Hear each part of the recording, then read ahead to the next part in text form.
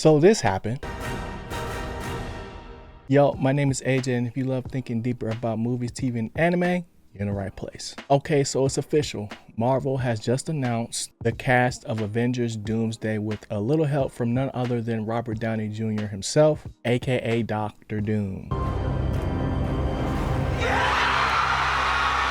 Which, on the surface, seems like a harmless thing to do. And honestly, in most cases, you'd probably be right. But you see, the big problem with the Avengers Doomsday casting announcement is that it kills some of the mystery of the film before we even get started. Now, personally, I'm not one to go and do a super deep dive on every headline before going to see a movie, because I want to be able to experience as much of the movie as I can while in theaters.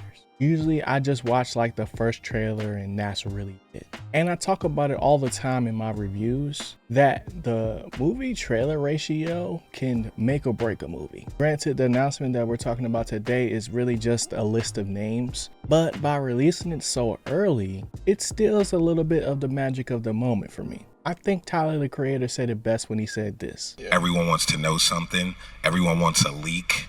Everyone wants to just know things. Nothing could be a surprise. And if I sit here and tell you what we have planned or what then it's no point in really working on how to even show you. Now, I know Tyler is mainly known for, just being a musical genius and whatnot, among other things. First off, oh my God, can you let me do what I need to do? But I think the sentiment still reigns true. Sure, this announcement is one way to, generate hype. But at what cost? That was probably a bad idea.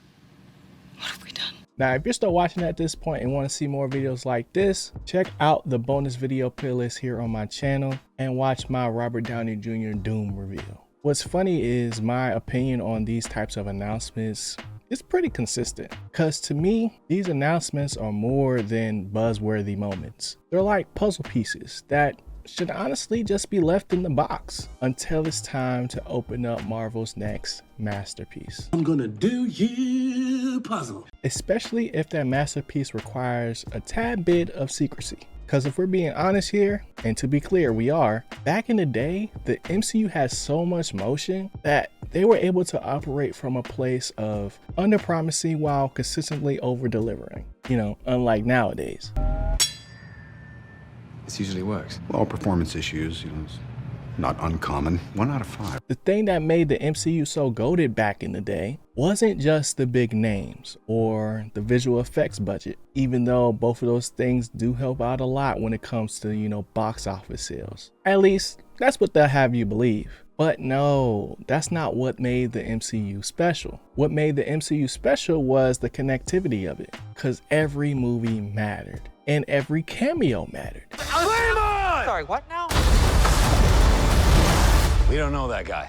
I mean, the MCU were the ones to popularize the end credit scenes. And now, no matter what movie you watch, people tend to like to stay to the end of the credits just in case they get to see something special. Unless you're like me and are brave enough to look it up on Google to see if there is something to wait for, but also doing it without, getting spoiled. And Marvel has been riding that wave of success and trust from the audience for a long time now. But now that they have essentially reset the universe with a bunch of mediocre movies and honestly some bad miniseries, they might be feeling a little bit of heat.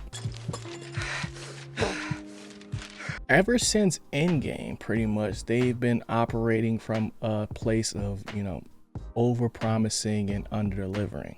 And nobody likes that, which has been causing them to keep making the same mistakes. The mistake of basically oversharing everything that they're working on in effort to, re-bolster the community to be like, the good old days. But instead of doing these, kind of corny announcements, I wish they would focus on making a better product. And I just think that it's an oversight, because regardless of whoever they included in this casting announcement, people were probably going to get mad anyway because of who they didn't include. What's it all mean? What's the point? And you know what they say, if it ain't broke, don't fix it. So why not go back and get one of your most prized actors to play one of the most popular villains in fiction? Because we know everybody will love that, right? Of course! Really? No. Oh, and you know what would be even better? Let's also announce the casting for the next big Avengers movie. But let's spice it up a little bit and, you know, just include their names. And we can have everybody, you know, just start guessing on how we're going to get there. Oh man, they're going to love this. Idiot! And sure, it's hard to get a little sneak peek behind the curtain, but it just gets to a certain point where I'm like, man, enough is enough. Like, I just want to see the movie. You know, like what's understood don't need to be said. New mask. Same task. And trust me, I get it. You'll never be able to please everybody. But outside the hype of the moment, I just don't see the benefit of spilling the beans like this. So the question is, what now? Well, the way I see it, we have two options. Try to ignore everything we see about Avengers Doomsday until the first official trailer drops, or follow the trail Marvel is leading us on to eventually be either thrilled or disappointed. And who knows, maybe there's some marketing metric that tells them that, you know, it's better for people to be happy or mad now than to be raging later. Because we already know the spoiler warriors, they're never going to stop, but neither are we. So if you enjoyed this video, here's another one that we think you would like. But before you go, make sure you hit that like button, hit that subscribe button so you don't miss another one of my weekly videos, and I'll catch y'all in the next one. Peace.